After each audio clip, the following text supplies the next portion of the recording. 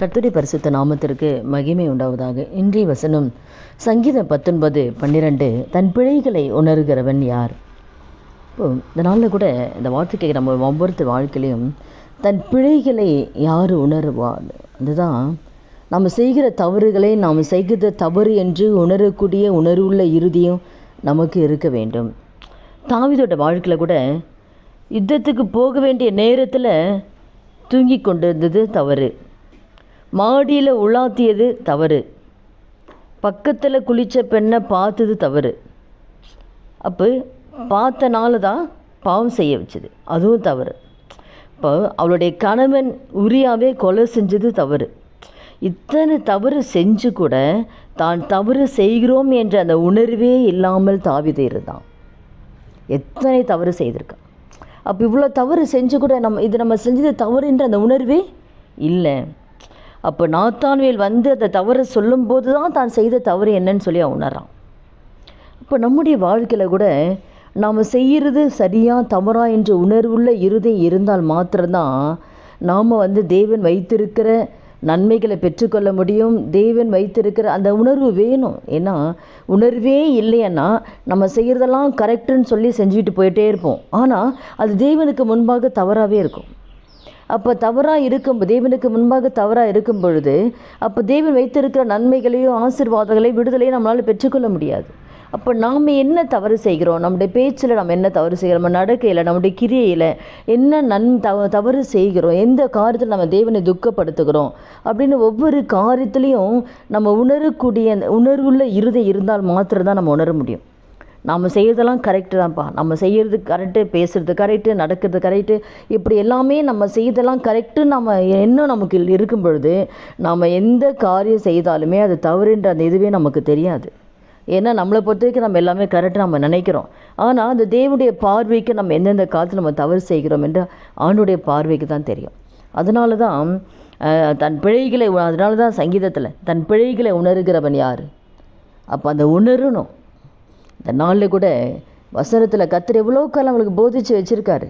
அப்போ அந்த காரின்படி நம்ம நடக்கிறோமான்ற உணர்வுள்ள இறுதி நமக்கு வேணும். இருந்தால் மாத்திரம்தான் நம்ம செய்த தவறை அப்பப்போ சரி பண்ண முடியும், சுத்திகரிக்க முடியும். நம்ம எல்லாமே கரெக்டாக வாழணும் நம்ம சொல்ல முடியாது. யாரும் நீதிமான் கிடையாது. தவறு செய்யலாம் உடனே ஐயோ நான் இந்த தவறு செஞ்சுட்டேனே என்னை மன்னிச்சிருங்க ஆண்டவரேன்னு சொல்லி உடனே அதை சுத்திகரிச்சுட்டு அடுத்த இதுக்குள்ளே போயிடணும். அப்போ ஒரு தவறு செய்தாலும் கூட இதை நம்ம தவறு செஞ்சிட்டோம், இது கர்த்தருக்கு பிரியம் இல்லை அப்படின்னு சொல்லி உடனே அந்த தவறு ஆண்டுக்கு முன்னாடி சுத்திகரித்து சரி செய்து அடுத்து செய்யாதபடிக்கு அடுத்த லெவலில் நம்ம போயிடணும்.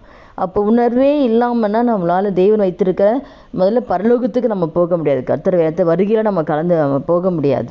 அப்போ உலகத்துலேயுமே ஆண்டவருடைய நன்மைகளை பெற்றுக்கொள்ள முடியாது. இந்த நாளில் கூட கெட்டகுமாரன் கூட பணத்தை அழித்த பிறகு அப்போ தவிடு சாப்பிடும் பொழுது தான் அப்பா கூட இருக்கும்பொழுது எவ்வளோ சந்தோஷமாக இருந்தோம் அப்படின்னு சொல்லி அவன் செய்த தவறை உணர்றான். அப்போ கூட இருக்கும்போது தெரியல, தகப்பன் கூட இருக்கும்போது அந்த அருமை தெரியல. அப்போ அந்த ஆசீர்வாதத்தோடு நல்லா இருக்கும்போது தெரியல. அப்போ கஷ்டப்படும் போது தான் ஐயோ நம்ம அப்பா கிட்ட எப்படியெல்லாம் வாழ்ந்தோன்னு சொல்லி உணர்றான். அந்த உணர்வுள்ள இருதயம் வந்த உடனே தான் அவன் உணர்ந்து திரும்பி தகப்பனை தேடி வரான். அப்போ அந்த உணர்வு வரணும், தான் செஞ்ச தவறை உணரணும். நம்ம எப்படி தவறு பண்ணோம், நம்ம தவறு செஞ்சாலும் நம்ம இந்த நேரத்தில் இப்படி இருக்கிறோன்னு சொல்லி அந்த உணர்வு வரணும். ஒரு நாள் ஜெபம் வேதத்தை வாசிக்கலையே நம்ம நேரத்தை வீணாக்குறோமேன்ற உணர்வு வரணும்.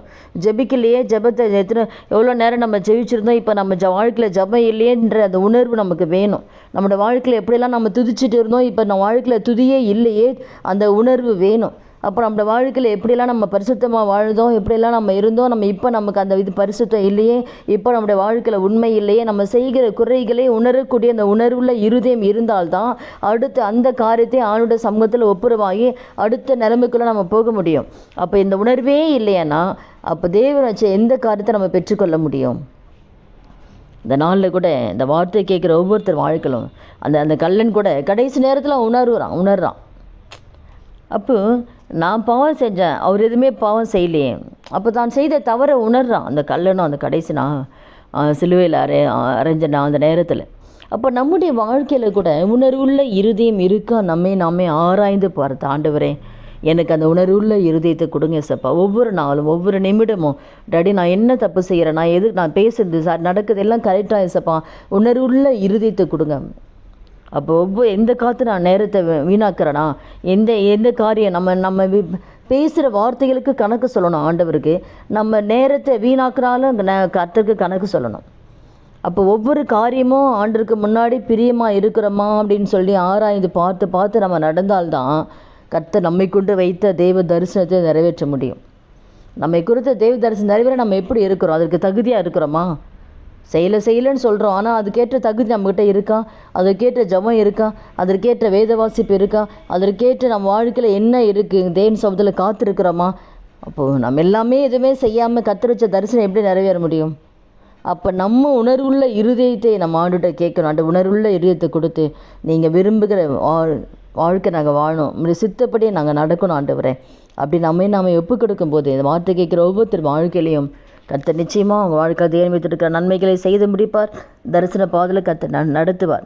ஒவ்வொரு சின்ன சின்ன காலத்தில் கூட அந்த உணர்வுள்ள இருதயம் மாத்திரம் நமக்கு இருந்தால் போதும். நம்ம ஜெபிக்கலாமா, ஆண்டுகிட்ட கேட்கலாமா, ஆண்டவரே எனக்கு உணர்வுள்ள இருதயத்தை கொடுங்க சப்பா. சின்ன காரியம் கூட ஆண்டவரே இது தப்பு அப்படின்னு சொல்லி உணரக்கூட அந்த இருதயத்தை எங்களுக்கு தாங்கன்னு ஜெபிக்கலாமா.